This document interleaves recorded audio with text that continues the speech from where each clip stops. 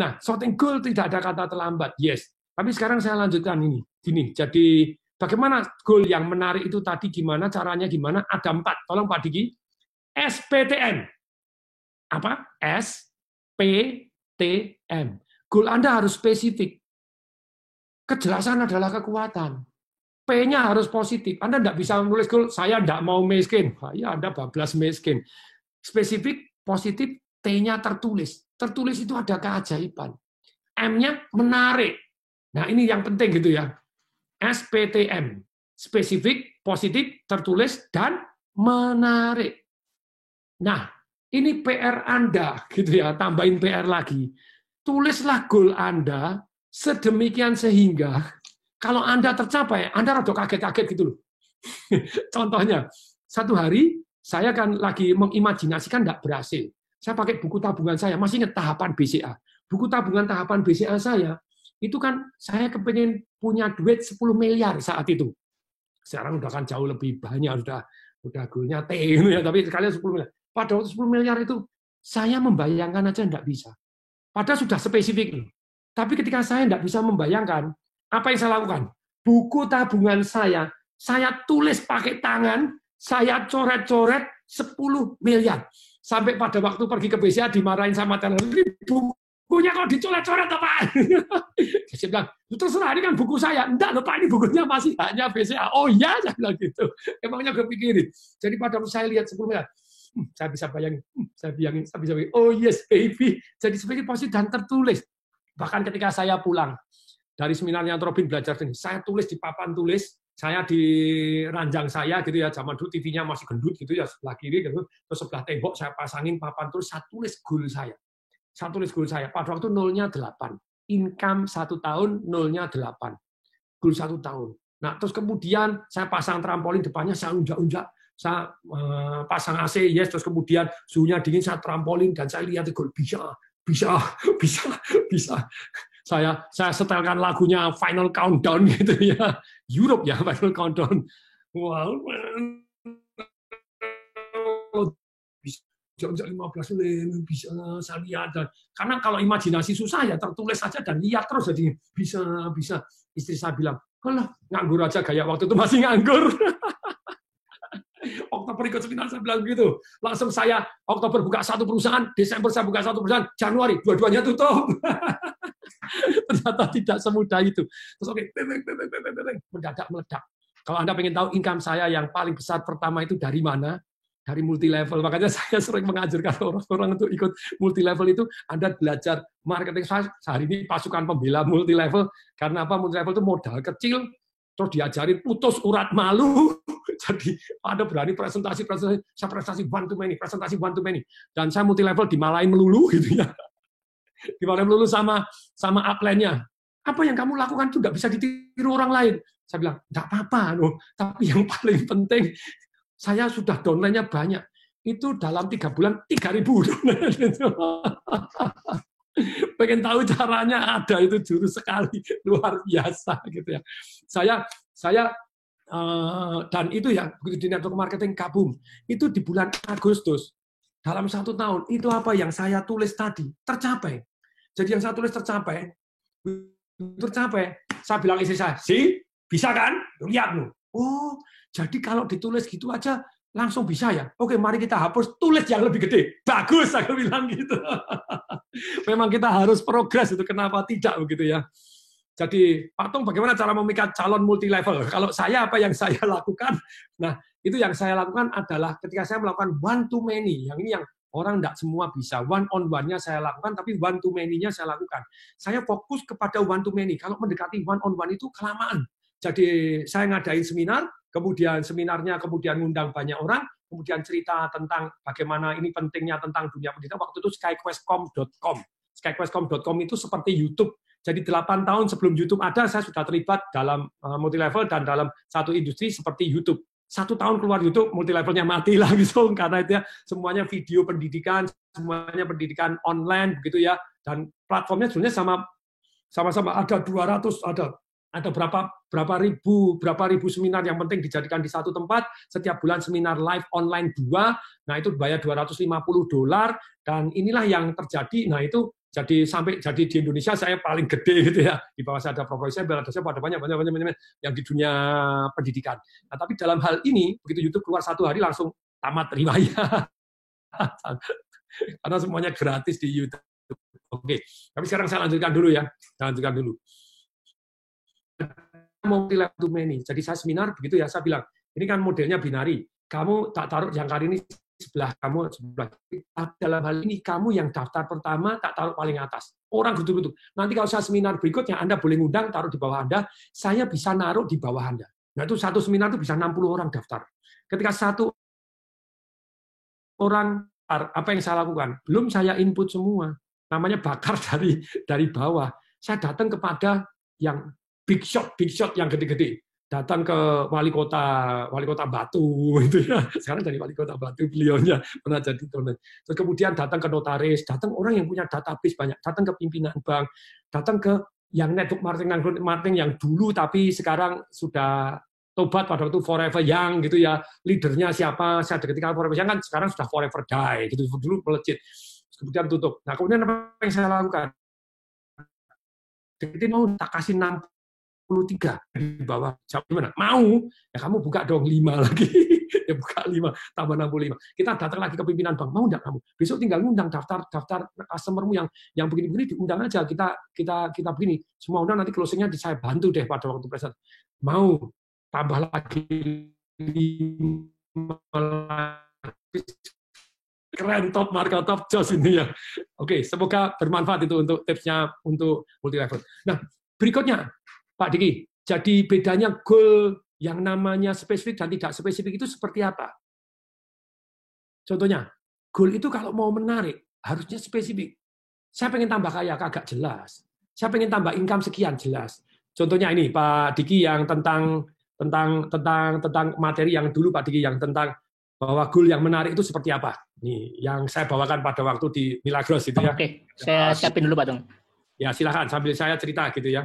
Nih, jadi teman-teman, goal yang menarik, jadi spesifik, positif, tertulis dan menarik. SPTM, surat pemberian tahunan, pajak tahunan Anda dan M, menarik. Nah, SPTM ini spesifik harusnya tadi. Jadi misalnya saya mau tambah kaya, nggak bisa. Harus spesifik, saya mau punya passive income ini. Goal itu minimal ada 4, goal keuangan ya. Yang nomor 4 itu oke, active income saya nambah berapa? Atau tahun ini harusnya berapa dong? Yang kemudian yang ketiga, yang disisihkan berapa? Percuma Anda punya active income yang disisihkan tidak naik. Mungkin income Anda tidak naik, tapi yang disisihkan naik. Kok bisa? Karena ikat pinggang. Itu jos sekali, penting sekali. Kemudian yang nomor 2, yang sangat penting, passive income Anda berapa? Sudah enggak Anda punya goal, punya passive income? Padahal kalau dari 6 level tadi, hanya 1 yang tidak mengandalkan passive income, mengandalkan cadangan. Yang kedua sudah passive income. Yang ketiga cuma passive income. Yang keempat financial independent, apalagi passive income. Gitu ya. Sebenarnya yang ini tadi, jadi passive income itu sangat-sangat penting. Ini contoh goal yang tidak menarik. Nih, perhatikan nih, contoh goal. Penjualan naik, misalnya berapa persen. Oke, lanjut Pak Diki, enter nih. Tapi kalau mau yang menarik untuk perusahaan Anda, ataupun untuk yang ini enter Pak Diki belum bisa enter. Penjualan meningkat 20% tidak menarik. Cukup menarik. Oke. Penghasilan ayo penjualan meningkat 20% maka Anda mendapatkan komisi total 50 juta per orang. Oke, lanjut. Oke. Ini goal yang menarik. Nah, kita diminta imajinasi. Ketika penjualan meningkat 20%, yaitu dari 200 miliar jadi 240 miliar. Jelas toh? Ini lebih jelas toh?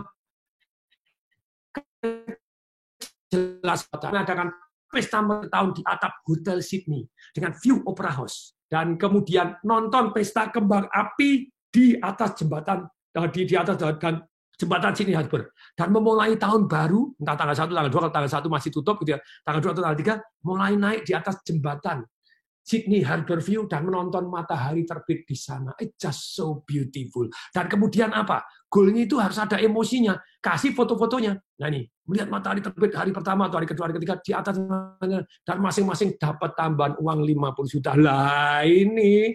Nah kalau susah suruh imajinasi, pasang fotonya, tonton videonya, apa yang Anda mau. Nih lihat nih, wow, sini pada waktu contoh, enggak loncat kok. Pakai shootnya dia, terus kemudian dipakai ceklekan pakai tali, begitu pindah harus ceklekin lagi, tali pindahin ceklekin lagi, jadi supaya aman. Terus sampai di atas difotoin pakai kameranya dia gitu ya. Terus kemudian tapi indah luar biasa. Nih, COVID Pak mau kemana? Loh, nanti kan COVID pasti berlalu dan datang COVID berikutnya. Sabar weh Pak Stefanus, COVID mau kemana? Nah, sementara ini Tour de tadi kemarin, oh ya baru aja saya masukkan di Instagram saya tungdesawaringin.tw, Anda lihat foto saya yang lagi meluk istri saya dari belakang dengan latar belakang sping gitu. Saya bilang dejavu gitu ya. Dejavu itu apa? Saking Anda seringnya membayangkan di sana, begitu Anda datang ke sana kok kayak pernah. Ya karena Anda sudah nonton sering sekali. Tapi itulah yang begitu indahnya. Itu caranya menentukan goal. Nah, ini goal jadi menarik. Nah, sekarang Anda PR-nya tentukan goal Anda, penting sekali. Ayo, tentukan apa? Goal-nya, karena Anda nanti sudah tahu financial ronsen Anda. Goal-nya Anda mau financial security. Oh, enggak, saya mau financial vitality. Step by step, enggak apa-apa. Atau langsung financial independent. Terus goal-nya ada 4 tadi, Pak Diki boleh disampaikan. Goal-nya 4, masih ingat? Ya, sampai dejavu, sampai begitu datang, pernah. Karena saking sering melihat, saking sering membayangkan itu. Kok rasanya pernah? Ya, saking sering lihatnya. Goal 4, masih ingat? 1, income-nya naik berapa, ataupun pendapatan Anda berapa. Yang nomor 4, saya urutkan nomor 4. Kemudian yang nomor 3 adalah berapa Anda istilahnya yang Anda sisihkan. Yang nomor 2 yang penting pasif income Anda naik berapa. Tadi, oh saya harus punya pasif income. Saya punya buku yang baru saya ikut seminar di Anthropin Wealth Mastery sekian belas tahun yang lalu, Pak Diki saja yang pernah lihat gitu ya. Betul Pak Diki yang pernah lihat gitu ya. Ini ya. Nah pada waktu itu yang terjadi ini, jadi saya goal 1 tahunnya untuk passive income luput, kemudian ternyata setelah 5 tahun lewat, goal 10 tahun saya dalam waktu 5 tahun lewat, goal 20 tahun saya dalam waktu 12 tahun lewat, nggak karu-karuan. Tulis berapa yang nomor 1 yang penting, berapa yang Anda mau amalkan, naik berapa gitu ya. Ayo, Anda catat ini, besok tulis ya, berapa passive income Anda, dan goal-nya ini bukan hanya goal 1 tahun ini. Orang seringkali, ini loh, overconfidence, apa yang dia bisa capai dalam 1 tahun, tetapi rata-rata orang, mereka underestimate apa yang dia bisa capai dalam waktu 10 tahun, 20 tahun, bahkan 30 tahun.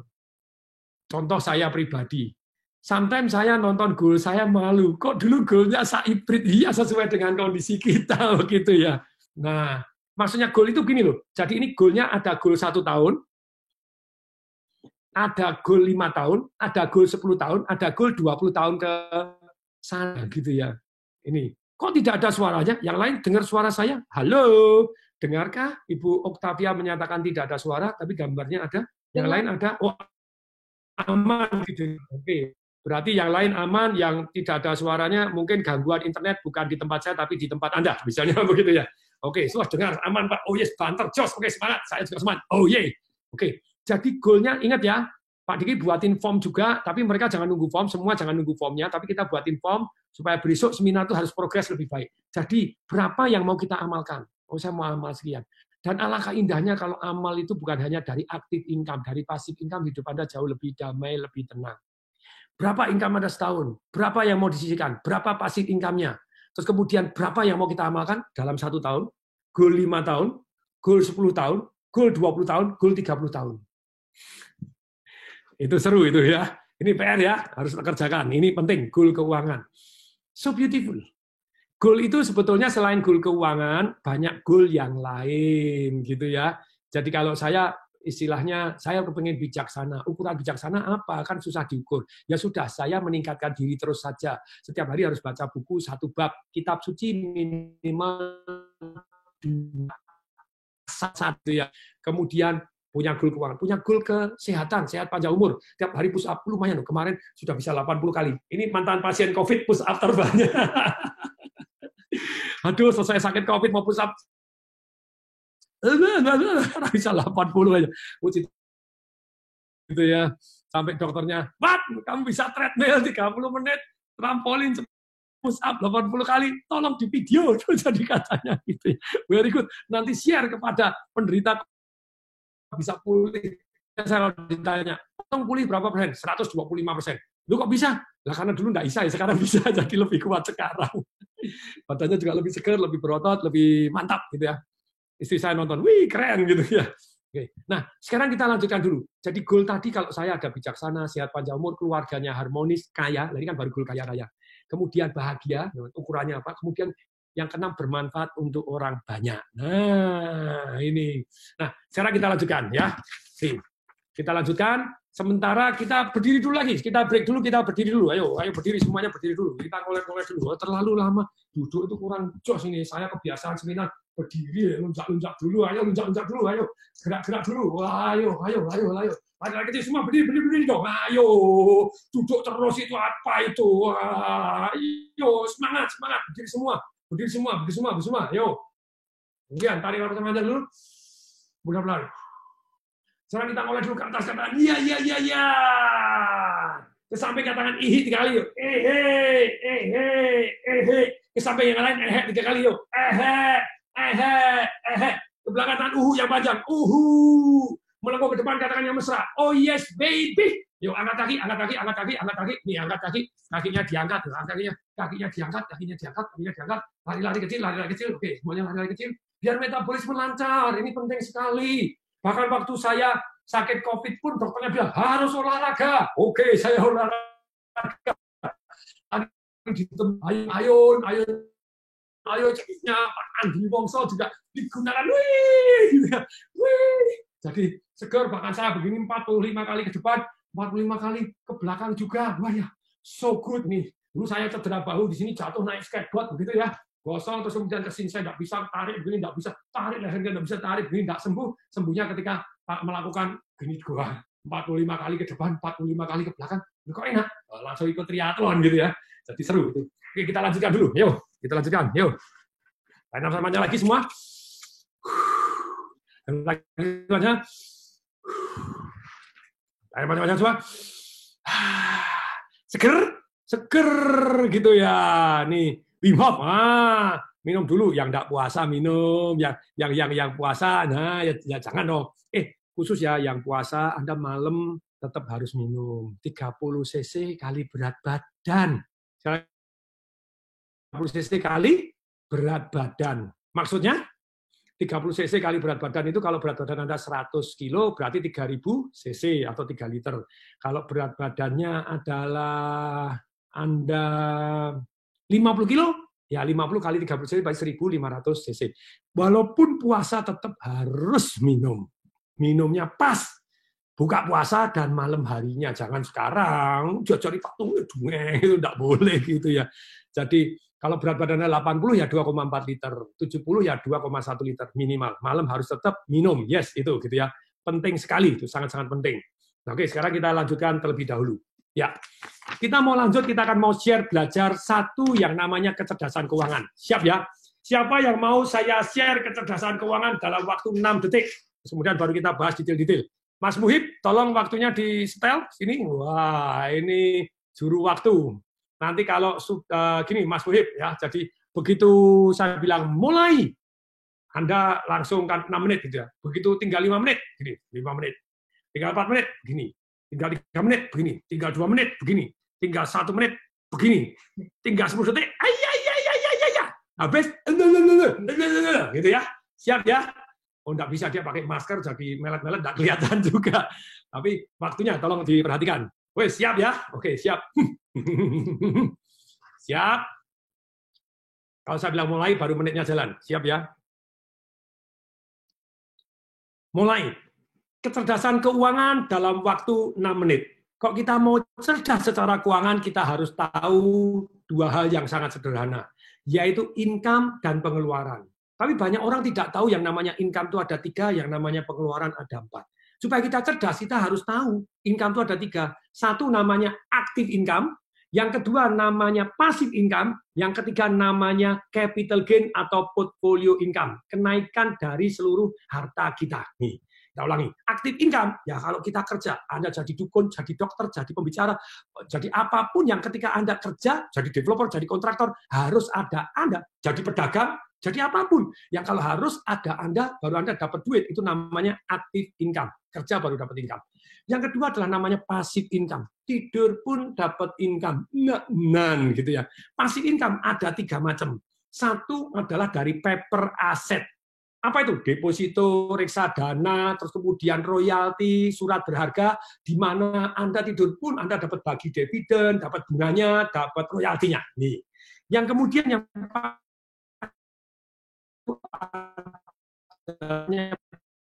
dihasilkan. Nah, yang ketiga adalah bisnis yang jalan tanpa Anda. Ini sangat-sangat penting, gitu ya. Bisnis yang jalan tanpa Anda. Kemudian itu yang passive income. Yang namanya portfolio income atau yang ketiga, aktif, pasif, dan portfolio atau capital gain. Yang sebentar katanya kemudian tadi terus macet. Oh iya. Oke, semoga ini lancar kembali ya. Lancar? Oke, lancar ya, aman ya. Ingat, income ada 3, aktif, pasif, dan portfolio income. Portfolio income adalah kenaikan harta Anda yang namanya invisible income. Tidur pun tahu-tahu tambah kaya. Yaitu apa? Misalnya, kenaikan harga properti Anda, kenaikan harga emas, kenaikan harga investasi Anda, kenaikan harga saham Anda. Yang di mana properti misalnya Anda beli 1 miliar, setelah 10 tahun harganya jadi 10 miliar. Ditidurin aja naik 9 miliar. Itu bagus sekali, banyak orang kecanduan ini, tapi income yang terpenting adalah passive income. Tidur pun terus dapat cash flow. Begitu ya, passive income. Kemudian, berikutnya, pengeluaran ada 4. 1 adalah yang namanya konsumtif, 2 pengeluaran yang produktif, 3 pengeluaran yang tampaknya produktif ternyata konsumtif, yang keempat tampak konsumtif tapi ternyata produktif. Pengeluaran yang konsumtif itu pengeluaran yang apa? Pengeluaran yang semuanya hilang. Pengeluaran ada 3 macam yang konsumtif. 1 langsung habis, beli makanan, beli minuman yang langsung habis. Kemudian yang kedua adalah pengeluaran yang namanya passive spending, yang sangat-sangat saya tidak suka. Langganan A, langganan B, langganan C yang tidak ada manfaatnya. Ya kalau ada manfaatnya boleh begitu ya. Kalau hanya konsumtif tidak ada manfaatnya untuk apa? Menghabiskan waktu Anda untuk apa? Waktu untuk belajar bagus gitu ya. Kemudian yang ketiga, pengeluaran yang namanya invisible spending. Tahu-tahu tambah kere. Apa itu? Yaitu pengeluaran konsumtif yang contohnya adalah inflasi. Hari ini bakal inflasi banyak sekali karena ditekori oleh negara, gitu ya. Perhatikan kata-kata saya. Kemudian berikutnya yang kedua adalah yang invisible itu elektronik, handphone Anda harganya turun terus, komputer Anda, terus mobil Anda itu banyak turunnya. Nah, itu invisible spending. Saya beli Mercy S-Class pada itu 1,850, kemudian setelah 7 tahun saya jual cuma laku 350 juta, rugi 1,5 M. Itu kan sedih luar biasa tuh. Jadi dalam kesempatan ini, hati-hati terhadap pengeluaran Anda yang konsumtif ini. Pengeluaran apa yang produktif? Semua pengeluaran yang membuat active income, passive income, serta portfolio income Anda naik. Itu namanya pengeluaran produktif. Pengeluaran apa yang tampaknya produktif tapi konsumtif? Pengeluaran yang Anda tidak perlu, tapi Anda cuma kepingin. Padahal bisa lebih murah. Contohnya, ada orang beli Honda CBR. Waktu itu saya tanya, loh kok Anda beli Honda CBR, income Anda berapa? 3,5 juta. Ya itu patung saya tidak bisa nabung. Oh 3,5 juta terus nabungnya gimana? Lu kok bisa? Nah, saya nyicil motor apa? Honda CBR. Cocokannya berapa? 1,5 juta. Loh, uang mukanya berapa? 9 juta. Nyicilnya berapa lama? 32 bulan. Saya hitung itu 60 juta hilang waktu itu. Kalau CBR bekas setelah 3 tahun berapa? 18 juta. Waktu itu di internet ada 18 juta. Berarti 3 tahun dia kehilangan, bayangin, kehilangan 42 juta segitu saja. Invisible spending. Kelihatannya produktif tapi konsumtif. Lupa saya kan harus kerja. Lu kalau kerja ya cari Honda Legend kayak yang harganya cuma 2 juta. Rusak-rusak terus. Saya bilang kalau rusak-rusak terus ya paling 300.000 betulin daripada kamu Honda CBR tadi. Oh, tapi kan jadi karena banyak alasan saya bilang ya sudahlah, kamu yang alasan yang kaya saya. Tetaplah Anda miskin. Diajarin enggak mau dengerin terus ya terserah miskinlah sendiri ya, ribut aja lu gitu ya. Yang miskin Anda bukan saya kok gitu ya. Nah, pengeluaran yang keempat yaitu pengeluaran yang tampaknya konsumtif ternyata produktif. Apa? Ada 3 macam. 1 pengeluaran untuk leher ke atas, untuk belajar, untuk mendapat pencerahan, untuk ikut seminar, untuk ikut mentorship, untuk ikut magang, untuk ikut istilahnya baca buku, untuk nonton YouTube, untuk nonton TED Talk, nonton apapun yang di mana Anda bisa belajar dan menginspirasi Anda menjadi lebih baik, lebih kaya, itu adalah pengeluaran yang tampaknya konsumtif tapi ternyata produktif. Yang pertama. Yang kedua adalah pengeluaran untuk bergaul dengan orang-orang kaya. Saya ikut tour dari dulu, kepengen sekali ikut tour yang mahal. Kenapa? Dan saya sampai sekarang kalau ikut tour biasanya mahal-mahal. Malah yang terakhir ini saya sudah private tour, dan sudah menikmati. Tapi waktu saya ikut tour mahal, kok mahal? Karena saya bergaul dengan orang kaya. Bergaul dengan orang kaya itu ada ongkosnya. Kita traktir orang kaya juga ada ongkosnya. Saya ikut Robert Kiyosaki. Pada waktu itu di tahun 2004, saya belum kaya-kaya amin. Tapi dia bilang, saya mau naik jadi Oriental Train, Oriental Express. Saya ikut 5.800 Sing dollar ya saya bayar per orang, tapi ikut. Nah ini, jadi sebagai penutup, kalau Anda kepingin kaya, jadi dalam hidup ini jangan kebanyakan gaya dulu. Kembangkan pasif income Anda segede gajah, Anda gaya segede kambing, maka hidup Anda sejahtera. Pastikan pasif income Anda lebih gede dari gaya hidup yang Anda inginkan, maka Anda kaya raya. Selesai. Semoga bermanfaat. Saya Tung Desember ingin mengucapkan salam dahsyat. Ada yang nanya, Pak Tung, golf itu untuk bergaul ya? Iya, tapi bergaul dengan siapa? Dengan caddy-nya. Nanti kayak Antasari yang lewat itu ya, bahaya. Tapi sekali lagi, kembali lagi Anda gaul dengan golf boleh, karena itu part of gini, tapi sekali lagi pastikan Anda mendapatkan manfaat. Oke, mari kita bahas satu persatu. Pak Diki, kecerdasan keuangan. Mestinya ini harus diajarkan di sekolah. Belum apa-apa, kebanyakan gaya semua. Ini kecerdasan keuangan. Bisa digedein, Pak Diki? Di layar saya kok saya. Nah, ini begitu ya. Jadi income itu tentu saja ada 3, aktif, pasif, sama portfolio atau capital gain. Yang aktif itu kerja, contohnya ya gaji, komisi, bonus yang harus Anda aktif baru bisa. Kemudian pasif itu tanpa kerja atau sedikit kerja, contohnya properti, bisnis, dan surat berharga atau istilahnya yang namanya kalau saya paper, aset hak kita dicatat dalam paper. Kemudian yang namanya penghasilan portfolio atau capital gain, yaitu contohnya jadi invisible income atau capital gain, namanya itu properti, emas, perak yang naik harganya, rumah, saham itu yang naik itu ya. Kemudian yang spending, ini perhatikan spending ya. Spending itu ada yang konsumtif, ada yang produktif, ada yang tampak konsumtif tapi ternyata produktif, yang good, ada yang tampak produktif tapi ternyata ini. Jadi pengeluaran yang konsumtif ada 3. Ini disesuaikan dengan yang benar. Konsumtif itu ada 3. 1 langsung habis. Yang kedua adalah passive spending, yaitu ada cicilan-cicilan macam-macam, itu tadi termasuk cicilan rumah Anda itu juga passive spending. Lupa ke rumahnya naik, iya, tapi kalau Anda tidak bisa cicil, rumah Anda hilang, itu namanya tetap passive spending, tidur pun hilang duit Anda, woi, gitu ya. Yang ketiga adalah invisible spending, yang paling bahaya, inflasi atau itu masuk yang konsumtif.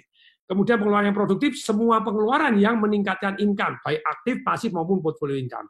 Yang tampaknya positif tapi ternyata negatif, yaitu pengeluaran yang namanya perlu dan tidak perlu, perlu dan kepingin. Nah kalau memang perlu ya harus dikeluarkan. Pak saya butuh kendaraan, daripada naik begini saya beli motor. Ya motor tidak usah yang 38 juta, dicicil total 60 juta, baru dijual tinggal 18 juta. Goblok. Mohon maaf, saya kadang menggunakan kata kasar. Biar ingat seumur hidup. Gemes saya. Oke, berikutnya pengeluaran yang tampaknya konsumtif tapi ternyata produktif. 3. Tadi 1 adalah untuk belajar, yang kedua untuk bergaul dengan orang kaya, yang ketiga untuk amal. Nah, ini nanti Pak Diki tolong dimasin. Oke, kita lanjutin ya. Kita lanjutin, yuk. Lanjutin Pak Diki yang artikelnya. Nih. Sekarang nih kita ada kecerdasan keuangan. Yes, lanjut Pak Diki. Nih. Sama lanjut, enter. Nih, income dan spending harus tahu 2. Ini garis bawahnya. Ini tadi pakai cerita, pakai otak kanan, pakai begini, pakai mind map. Nah, sekarang pakai otak kiri. Ini urut-urutannya. Income ada 3, aktif, pasif, dan portfolio. Portfolio itu capital gain. Lanjut. Oke, lanjut. Oke. Lanjut. Berikutnya. Income yang kita dapat ketika kita bekerja. Dokter, lawyer, dukun, developer, pedagang yang kita terlibat terus. Lanjut. Oke. Lanjut. Pasif income. Income yang kita dapat tanpa kita bekerja. Tidur pun uangnya nambah banyak. Jalan-jalan uangnya tambah banyak. Ini yang paling penting. Please deh. Banyak orang cari portfolio income atau capital gain dari tanah, dari apa, dengan utang bank. Wes totally. Ya boleh, tapi utangnya harus dalam kekuatan Anda. Dulu partner-partner saya yang di properti seringkali ngomong begini, Pak Tong ini konservatif, diutangi bank enggak mau, begini enggak mau. Saya bilang, sampai ada yang tuh, wah ini saya ngomong secara terang-terangan, kalau kondisi normal terus, betul bagus terus, dia lebih kaya dari saya yakin. Tapi kalau enggak normal, bubar. Ternyata hari ini bubar. Baru tadi pagi, saya dapat berita dari saya, Pak, ini partner kita yang itu mau jual aset, ada yang di sini, semua diminta beli, dipotong harga 50%. Why? Karena tagihannya dia tidak kuat, cicilannya tidak kuat, income-nya tidak ada. Dia mengandalkan bayar utang dengan penjualannya penjualannya belum tentu. Ya tobat sekarang gitu ya. Dan saya bilang kalau kondisi normal dia akan lebih kaya, tapi so what? Tapi kondisi sekarang malah jual aset dengan separuh harga. Separuh harga yang dibeli. Dia punya aset di Singapura, Pak, jual separuh harga. Ini semua separuh harga, sudah melet-melet, tidak kuat. Nah, kalau saya daripada capital gain, saya capital gain tetap ada. Berarti gini, saya properti itu saya punya 3. Satu, tanah dijemur untuk capital gain atau portfolio income. Yang kedua, saya ada tanah, saya bangun, saya jual. Ada rumah, saya bangun, saya jual. Ada yang saya ambrukkan, saya perbaiki, saya jual. Saya itu untuk aktif income saya. Ada yang tidak saya apa-apain, langsung saya jual, saya flip saja. Pak Diki pernah tinggal tahu itu di tempat yang rumah terbesar, terindah di Lampung, gitu ya. Pak Diki itu ada fotonya, itu rumah terbesar terindah di Lampung, satu hari jadi milik saya. Itu saya beli tanpa duit, pada waktu beli dapat duit, nyicilnya setiap bulan tidak pakai duit saya, masih surplus, saya jual dapat duit. Itu enak sekali. Nah, Anda ada yang dari Lampung, silakan. Ini kisah nyata kok. Kisah nyata itu kan ada buktinya, gitu, bukan ngomong tok gitu ya. Nah, ternyata itu kalau sekarang ada yang nanya, Pak, saatnya beli sekarang bisa nggak? Banyak nih. Lampung ada Hotel Novotel, Anda tahu? Kalau Anda menghadap Hotel Novotel, hotel yang gede paling indah di Lampung, yang view-nya laut luar biasa, nah itu rumah sebelah kirinya persis. Nah, ini dari Lampung, Anda bisa cek. Nah, gitu ya. Dari Lampung, Pak Diki ada fotonya itu ya. Jadi rumahnya besar 4.000 meter, ada kolam renangnya. Nah, satu hari saya beli, nggak pakai duit, beli pakai duitnya gini, waktu beli dapat duit, cicilannya juga nggak pakai duit karena duitnya dari hasil sisanya duit tadi, investasinya, terus kemudian menghasilkan passive income yang cukup bayar, waktu dijual untung, enak banget. Tapi kembali lagi itu untuk jual beli untuk dijual. Nggak bisa disewakan rumah segede gitu, wangel banget nyewain. Mending kos-kosan, mending ini yang view-nya. Ya betul, view-nya pelabuhan. Pak Tung udah sembuh belum? 125%. Amin, amin, amin, amin. Yes. Nih, oke, ini kisah nyata. Lampung silakan dicek. Nah, Lampung sebelah Hotel Novotel. Pak Diki malah pernah tidur di sana cukup lama. Karena Pak Diki waktu itu saya lagi mau bangun develop di sana, dapat tanah 2 hektar. Nah, masih ada Pak, rumahnya masih, tapi sudah tak jual. Untung nak-nan. Untung nak-nan. Nah, kembali lagi, ini tadi passive income dan kemudian portfolio income. Portfolio income, nah kalau properti, Anda punya tanah untuk istilahnya dijemur, itu capital gain. Yang kedua, jual beli itu adalah untuk istilahnya active income. Yang ketiga adalah untuk passive income. Beli tidak dijual lagi. Saya beli ruko udah berapa puluh, 80 lebih. Tenang, di atas gunung, di atas langit masih ada Hotman Paris. Hotman Paris punya 400. Nah, ini rumah di Lampung ini ya. Ini true story kok. Ini jadi yang di Lampung, tolong dicocokin, betul nggak ada rumah ini? Nah, silakan dicek tuh Sambo itu pernah jadi rumah saya. Jadi itu namanya active income. Jadi properti ada 3, 1 tanah dijemur, yang kedua untuk dijual belikan, yang ketiga untuk dibeli dan tidak dijual lagi. Angsanya ditelurkan, emas dulu baru emasnya diambil gitu. Ini jas betul. Nah ini yang di Lampung tahu nih rumah yang begitu indahnya. Gedein dong Pak Diki gambar saya print. Hotman rumahnya indah di Bali, Pak. Saya juga punya rumah di Bali, banyak gitu ya. Yang terakhir ini lagi ditawarin di pinggir, di Tanjung Benua, di pinggir pantai. Ada ini, wah ya lagi dijual murah. Nah ini seru, tak tunjukin ini. Nah ini saya baru nawar-nawar nih, kenapa tidak gitu ya. Ini saya tunjukin, saya baru ditawarin. Nah tapi kalau ini ya untuk dijual, dijual, kelihatan enggak ya ini? Ini rumahnya, ini lagi ditawarin ini. Ada rumahnya di pinggir laut dan kemudian ada jetinya. Saya sangat-sangat tertarik. Saya sangat-sangat tertarik karena dijual miring, ini bisa jadi nanti kita lihat. Nah ini ada ini terus kemudian wah enggak kelihatan ya. Nah terus kemudian ada di sana ini. Saya kirim, itu seru sih, tak kirim ke Pak Diki deh. Jadi kirim ke Pak Diki deh. Semuanya Pak kirim Pak Diki ya. Oke Pak Diki ya. Kirim Pak Diki jadi supaya bisa dimasukkan. Oke.